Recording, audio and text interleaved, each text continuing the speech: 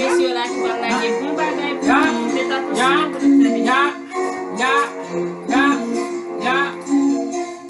Ok, yeah. Gade mble fè chawa, nan mou bit ma krasè, chawa ka fè tout nek ka pase, nou sak bien pase, tout nek yo ka bien gade, tout sa telman mouve si MC, oui pa vin proje, pa mou an babo, krak sa sou rago, ma mene tout nek an babo.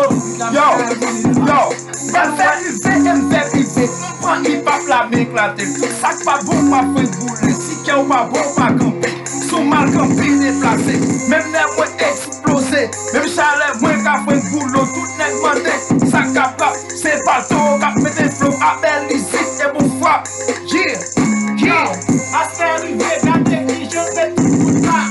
Li pare pa, li pa vini nan fwen, oh la la. Li vini, li mouve, li kaive. Gade ki je nan pase bon yon ki se pokahi. Tout nek di la tout koute meyonnen. Na souke, na danse, na vole, nan. Gade ki je nan bouje, mesdames attendez, grand moun attendez, epi rive, ya. Na pete tout pou d'akor. Sou koune ou pa alez, rame kola, ti tonton, FCG, palage, yon bon vibe pou nou. Na boule gros, na boule bien, na boule, na préféré, na boule, na volé, na boule, na boule, na boule, na boule, na boule, tout nèg yo wè na boule, tout na vere na boule, nou fè le drop na boule, nèg wè na pi passé, yo crazy,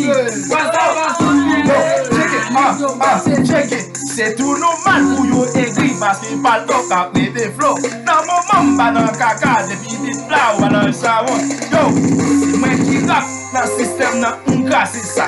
Tout fait MC, y'a qu'à couper des non, bon blas, c'est ça. Yo, mafia.